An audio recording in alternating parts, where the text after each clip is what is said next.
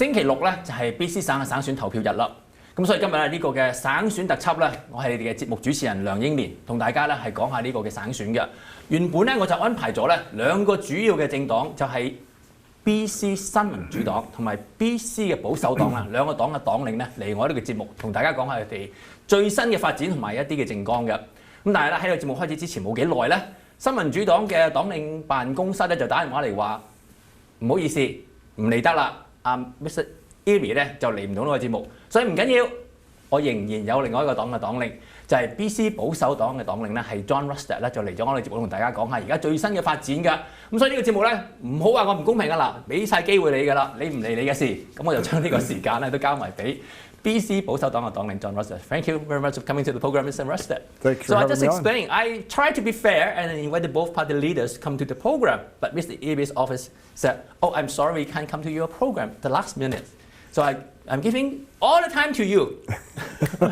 Well, I appreciate that. Thank you. There's a lot to talk about and a lot to cover off. Now, there's not much time left before the final voting date. There's maybe 4, 5, 6 days of advance voting.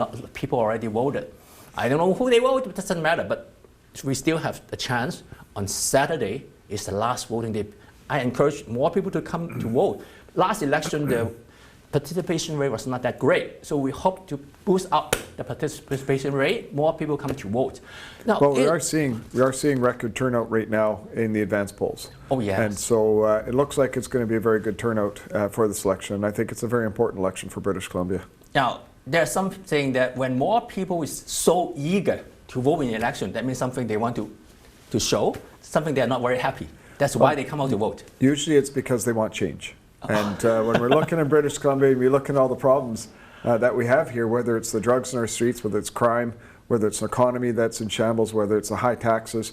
There's so many things that people are not happy with and they're looking for change. And so I think high voter turnout should signal people are interested in that change. People want to have some change, but you released your cost platform, not fully cost yet because you haven't seen all the government booked. You can't have a final figure, but at least it's in the ballpark. You have it cost from your platform. You release it just 45 days before the last voting date, and it's more than 100 pages long. Do you expect our voters can read this big book before we come to our decision who we support? Well, it's one of the reasons why over the whole campaign we have continually been putting out our platform, right, piece by piece, whether it's talking about how we're going to help with healthcare, how we're going to make sure we put patients first, whether it's talking about how we're going to be providing taxation relief for people, getting rid of the carbon taxes, talking about how we get our economy going, how we're going to bring an end to the drugs and decriminalization that's going on. So many things, and how we're going to fix, the criminal issues. So many of these things, and so each of them we've rolled out sort of one at a time over the platform, over the whole length of the campaign. And so when you see the 120 pages of platform that came out today, all of it had been released in advance. All of it had been released one at a time. So the last piece that was really the thing today was the costing side of it, with the exception of a few other things. Like, for example, we've got to get rid of provincial sales tax on affordable used cars. It doesn't make sense to do that. So there's little things like that that are still kind of there, little nuggets that are in the entire platform. But most of what this is about is showing the costing. Okay, for those people who have been following the entire election campaign and follow you every day to hear what you say regarding all those issues, they may understand, but for most of voters, I don't think they just follow it so closely to know everything about what you said in the last 2 or 3 weeks. Let's just break it down. I think one of the most important issues in this election is the high cost of living. Living cost is so high. Everyone's been trying to say, how can the government help us to lower down the living cost so I can have a future in BC? So let's talk about this issue first. So Sure. What are you going to do regarding the living cost in British Columbia? A lot of young people want to move away from our province. It's just because of this issue. Well, 1 in 3 people are thinking about leaving British Columbia. 1 in 2 youth are thinking about leaving this province because, yes, how do you afford to live here? You can't, if you're lucky to find a place to live, you can't afford to live there and put food on the table and put any money away for the future. And so this is something we really need to address right on. So that is why we've got significant tax relief that we're going to do. Getting rid of the carbon tax, along with the low carbon fuel emission standard, that will put about $1,200 a year back into the pockets of everyday families in this province. That, and then we've introduced what we call the Rustad rebate, which is for your rent or your mortgage or even strata fees, you can write that off against your taxes. It'll give you a tax credit, and that'll be up to $1,800. So between the two of them, that's $3,000 in tax relief on an annual basis for a family. That is the largest tax relief that British Columbia has given for renters and homeowners in British Columbia's history. But taxation is only one part, right? So we have to reduce those taxes to help make life more affordable for people in British Columbia. We also need to get our economy going. We need to make sure that we see good wage growth in this province. And the only way to do that is to have our economy growing at a much faster pace than what we're doing today. Now, that is another area people have been talking about. The previous 7 years, NDP is trying to build a better welfare state, giving out more money, cash even, to subsidize rent, for example, so people can have a more livable environment. But they did it at the cost of the economy and the business investment environment. So you talk about how you are going to make our BC more competitive. How can we make British Columbia to be more productive? How can we attract more foreign investment so we can have a better manufacturing sector, better business environment, more investment? How can we do that? Look, if you want to see affordability be a direct tackle with, you need to see higher wages. Right. And if you're going to see higher wages, that means companies have to be able to invest here and be successful here. And so one of the big pieces we need to do as a government is we need to get government out of the way. There's so much regulation, so many problems, so many barriers that have been set up that it makes it very, very difficult for companies to be able to operate in British Columbia. For example, you go south of the border and you want to build a warehouse. It takes 3 months to get a permit. You want to build a warehouse in British Columbia, it could take 3 years to get a permit. Yeah, if you're and lucky. That's the difference. Yeah. So if you're lucky. And so that's the difference. We've got to get rid of all of this excess of government that is just in the way of things getting done in British Columbia. We've got to make sure that people can invest in our resource sector, but most importantly, we want to make sure that people have confidence in British Columbia to be able to start a business, to be able to put money to work, to be able to pay those high wages and have that reasonable expectation for a return. Now, but this is all good, but how can you actually do it? How can we tell people invest in BC? Our LNG, people try to invest, but at the end, the government said no, they can't do anything. So this is part of it, right? We just have to say enough is enough, right? We just have to get back to common sense and just get things done in this province. So when it comes to LNG, for example, we've got so many restrictions on it now, nobody wants to invest. Yeah. So we have 3 more pipes that are permitted to the coast that could be used for shipping natural gas. And so those permits start expiring in November. And if they expire, it'll take a decade and cost hundreds of millions of dollars to go through environmental assessment again. So should we have that honor being elected, we will give a 10-year extension to those projects so that they do not have to go through this environmental assessment again. We'll get rid of the need for using electricity for compression, which significantly reduces the cost. And then we'll allow for them to be able to use natural gas for the compression needed to be able to liquefy to LNG for export. We'll work with the First Nations on hosting sites. And by doing this, we expect we'll be able to see another 1, 2, 3, maybe even 4 more of these major projects go forward. And the idea being is try to get a new one to start every 3 years so that you can build out 10 or 15 years of industry and build out a hub of the activity that's needed. But that's just one component to what we need to do. Of course, everybody would love to see more electrification, whether it's the power that we use on a day-to-day basis or whether it's cars or heating. But we don't have the electricity for it, and we don't have the minerals for it. We don't have the copper and the other critical minerals. So we need to get our mining sector going. There are 16, 17 mines in this province that are ready to go. The average wage and benefit of a mine is $138,000 a year, which is huge. Those investments made in British Columbia, if we get those mines open, that alone would generate enough on an annual basis to be able to eliminate our deficit. We need to get these things going, because if we can get that happening, it means we can not only improve services, but even do additional tax relief that people want to see in British Columbia. Oh, there's a different picture. On one hand, we get more people on welfare, get more people to depend on the government for a living, but on the other hand, we lift people up so they can have a better paying job, we have a better industry, better development in British Columbia. Well, at the end of the day, people want to be able to provide for their kids. They want to make sure their children have an opportunity to be able to build a future here in British Columbia. People come to this province for hope. People come to this province with that promise of being able to build a home, to be able to have a good life. No, but and that's what we need to deliver for people. But instead of doing that, to do that, we need to have the cooperation with the Aboriginal. You are the minister for the Aboriginal issues. And people attack the BC Conservative that you are not respecting the rights of the Aboriginal in British Columbia.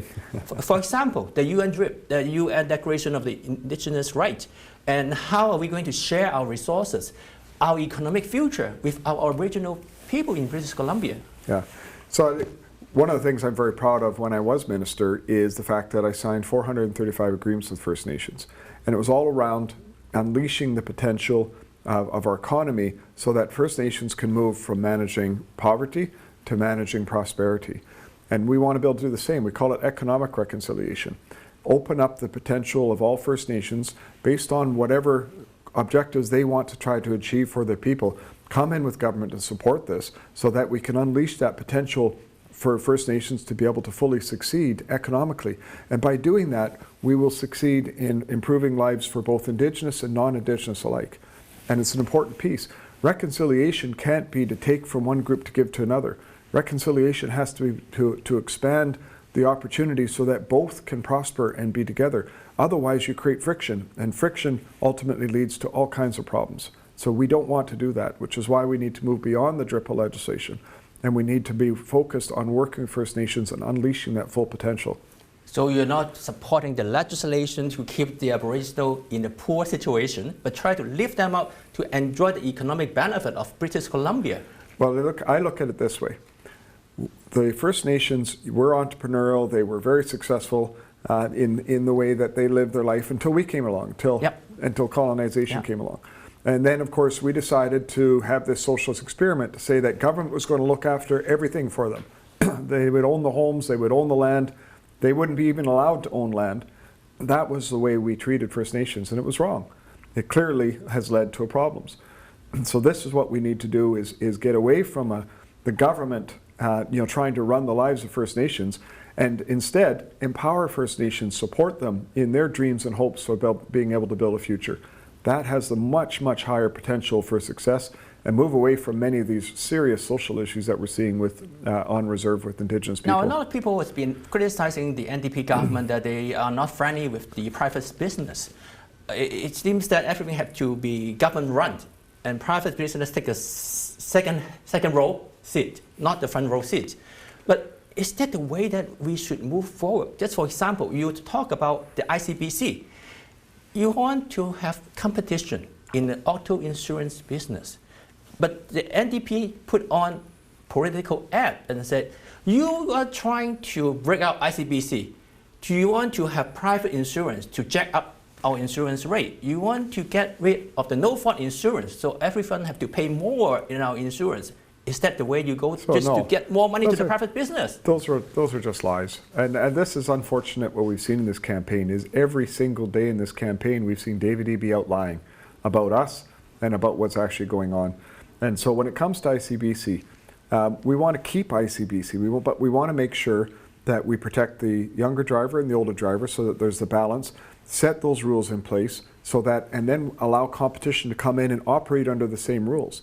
So ICBC will compete against the private sector. And that way you're assured that you're going to get the best rates possible. But there's something more important. ICBC is an insurance agency. Right. So if you get into a serious car accident, do you really want the insurer to be worried about their bottom line and telling you what services you get? Or do you want to make sure that you're going to get the services you need to recover fully to the best extent you can when you're in a major injury? And so right now, David Eby is focused on making sure that the insurer is making money. I want to make sure that the people that are taking out the insurance are going to receive the services they need. So we'll keep the equivalent of no fault in place for minor injuries. But when it comes to a major injury, you should be able to have the right to have somebody to defend you and fight for what you need, not take, some sort of list off of ICBC that's more concerned about their bottom line, and this is what you get, as opposed to what you should be getting to be able to recover. Well, so this is what the voter have to decide. insurance is to protect you or protect the bottom line of the insurer. That is exactly. a good point. It's there to protect you, right? And that's the whole point of insurance, why you have right? insurance. It's like, for example, if you had insurance for your house and your house burned to the ground, they would come along and say, you get to rebuild a doghouse in your garage, that's all you get to do. I'm sorry, the insurance is to rebuild your home, to rebuild your life. That's what insurance is supposed to be there for. But will that jack up my insurance rate? Well, so what will happen, 85% of the cost in the insurance industry is the minor injuries. That's why we'll leave that in place, so that's not going to be impacting. So yes, there will be some pressure on the upside on it because of being able to have somebody that's going to fight for what you need.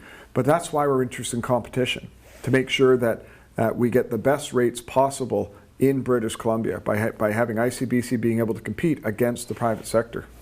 Talking about privatization, there's another, I don't know whether it's a lie or not, it's a political ad that the BC Conservatives is going to introduce private health care. And when we talk about private health care, everyone's worried. What are you going to do? And the NDP said, you are going to cut the health budget. You are going to lay off doctors. We don't even have enough doctors. How can you lay off doctors? Yeah, so obviously we're not doing that. And that's, once again, just more lies from the NDP. And I hate calling David Eby a liar, but he is. I mean, he's listen to all the political he's a habitual liar. And so we are actually putting an additional $3.8 billion into healthcare in our budget. It's an important piece of making sure that we have the funding resources available to do the transition. But what we are doing is saying this: the model that we use of healthcare is broken. It is in a crisis.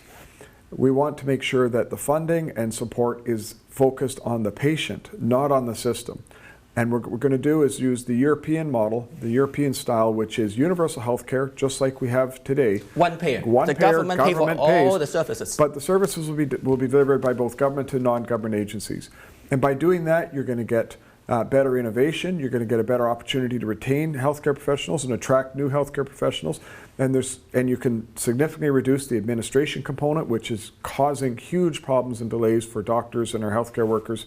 So all of this is about how we make sure that it's patients first in what we do with healthcare in British Columbia. No, but there's also other kind of political act by healthcare unions. They attack you. They said, once you have this private and public delivery of the service, it will draw people from the public side to the private side. Is it going to affect our healthcare? So, I have to chuckle a little bit because everybody wants to try to protect the things, the status quo, and all the unions on this side of things. We have the second most expensive healthcare system in the 30 most advanced nations in the world. Second most expensive. Yet we have the second worst in a summary of outcomes. We have very good professionals, they do very good work, but so we have the second most expensive, the second worst outcomes. Why wouldn't we want to try to improve that? And so when you look at what is happening with the European models, where they have some of the best healthcare outcomes in the world, why wouldn't we want that for our people? Why wouldn't we want people to have those outcomes? And so that's why we need to switch the model to what they're doing in Europe, because we can then emulate what is successful already and make sure we bring that to British Columbia. And so people saying, oh my gosh, people aren't going to be working here and there. That's not the way it is. So if you're a surgeon today, you may get 8 hours of surgery time in the hospital because that's all the time that's allocated. You could very easily do 20, 30, or 40 hours of surgery time, but all you're allowed to do with the current system is 8 hours of surgery. So that doesn't make sense. You want to be able to use that surgeon to be able to maximize how many people that they could see in the course of a week.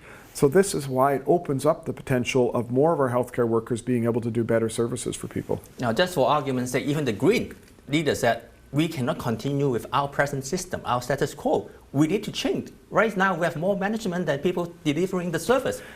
Yeah, it's amazing. Germany has twice the population of Canada, and Canada has 10 times as many administrators in health. Wow. 10 times as many administrators. More. And this is why it's crazy when you think about it. This is what needs to be fixed. Close to 40% of our nurses today are administrators. They should be helping out on the front line and relieving some of the pressure on our system, not having to push paper. And so this is the types of shifts that we need to do, and that's one of the pieces that will happen by bringing in a model that is focused on patients first. Now, talking about the Green leader said, NDP, BC Conservative, their policy on the drug crisis and the overdose death are the same. Are they the same? No, they're not the same. Now, are you supporting the drug injection site, or are you going to close all, as you said in Richmond, that you're going to do that, and also decriminalization of a drug experiment? Are you going to continue to support it? And are you going to continue to give out free opioid for those drug addicts? How can the BC Conservative have the same drug policy as the NDP? Yeah, we don't, and that's for sure. And let me give you an example of why we need change. Up in Campbell River, there is a monument there, one small blue flag planted for every boy and man who has died of an overdose in British Columbia. 12,000 flags in the ground and more being added every month. This is a disaster of an unimaginable scale, and it is a direct result of policies that have failed in British Columbia. Safe supply, decriminalization. Safe supply is making its way into our schools. We will bring this to an end. There will not be decriminalization, will not be safe supply. They are failed policies. What we need to do is we need to build out recovery. And so where you have these safe injection sites, I know there's ones proposed for Richmond, we will not allow those to go forward. They need to be a intake recovery center, so that as addicts come in to use facilities, we're linking them to recovery to make sure that we maximize the opportunity for getting people into recovery to save lives. We're going to build out significant recovery through this. Where we need housing, and there's much need for housing. When we look at building out housing, particularly for hard-to-house people, it will be dry. We'll make sure there is no drugs. It's zero tolerance for drugs to be used in these facilities, zero tolerance for crime. People need housing. We don't need to be distributing drugs and crime into communities that we're seeing with too many of these housing projects. So that will not be allowed at all. But the biggest piece is, if you had an 11-year-old daughter and she is addicted and she doesn't want to go into recovery, to go into treatment, to end her addiction, as a parent, there's nothing you can do. And I think that's wrong. Any parent would want to do everything they can for their child to be able to get them off the addiction, to be able to get them into recovery and to be able to live full and productive lives. And so we will change the laws in British Columbia to make sure that parents have that right to be able to do everything they can to be able to help our child that is suffering from addiction. And let's end this crisis in BC. So this is what people may call the involuntary treatment. I call it involuntary compassionate treatment. Involuntary compassion. Because it's compassionate, right? You're doing something that is right for people. But Mr. Eby said people can use whatever they want, can do whatever they want. They can use their welfare check that they get from the government every month. They use all to buy their drug. That is their freedom. That is their choice. Yeah. And you want to have involuntary compassion treatment? Yeah. When you take away the welfare check? It's a big difference. You know, when I suggested that, being able to help out a child, David Eby's response is, oh, it's complicated. Yeah. No, it's not complicated. This is about supporting parents to be able to provide a future for their children. And David Eby, I mean, this is a man, you wonder why we have such a crisis in BC. This is a man who actually said, yeah, you can take your entire welfare check and buy crack cocaine with it if you want. That's your right. Yep. And I think, quite frankly, that's why we need to end this. Those are illegal drugs. They're damaging drugs.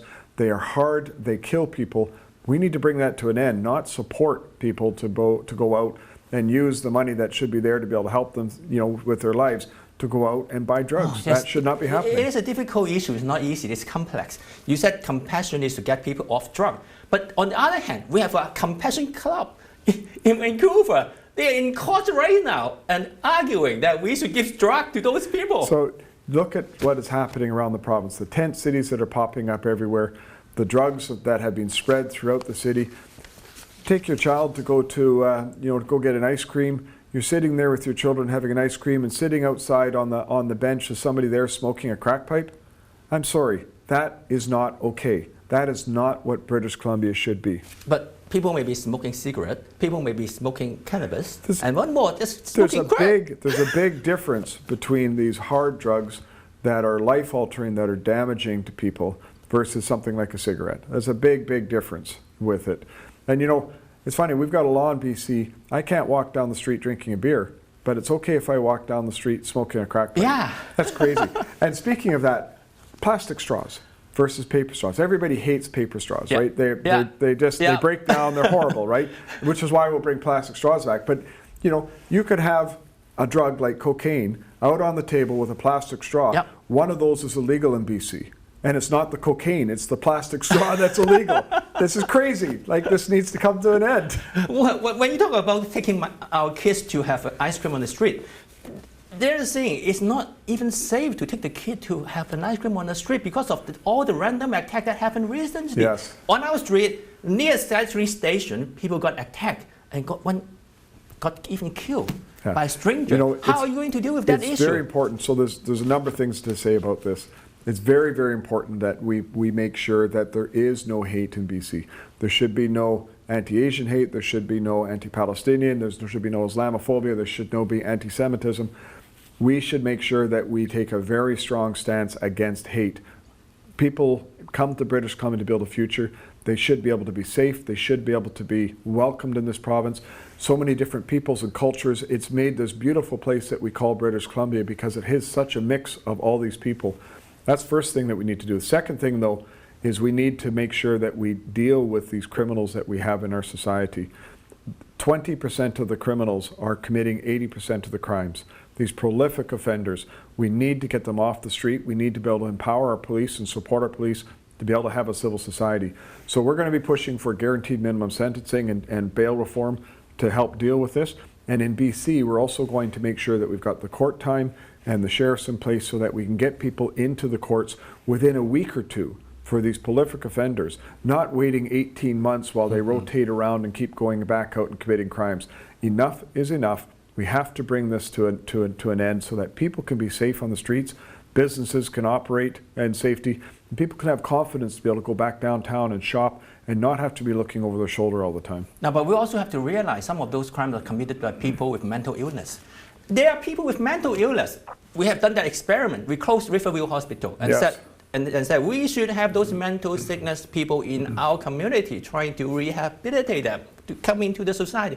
But there are some people that we cannot help. Yeah. What are we going to do with them? So there's a couple of things there. First is for these prolific violent offenders, obviously mental health problems, they're committing violent offenses, often with weapons. We need to be able to make sure we take them off the street.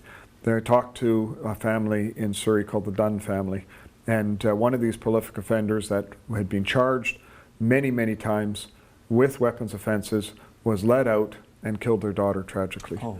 No parent should ever have to bury a child. That is just so sad. If our court system cannot put these people away, then we are going to use the Mental Health Act. If somebody's at risk of harming themselves or others, they can be held and treated and not released until they're no longer a risk. So we're going to make sure we build out the ability and capacity in BC so we get these violent offenders with mental health issues off our streets and into the help that they need.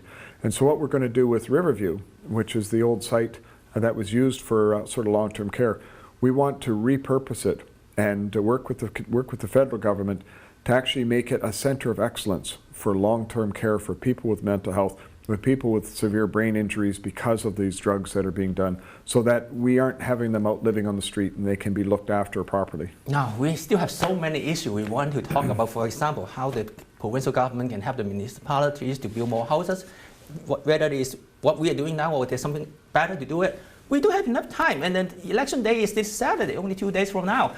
So we have to encourage our listeners, our viewers, you have to exercise your right as a voter in British Columbia and do what you need to do on Saturday. So there's not much time. You said November, those LNG permit will be expired.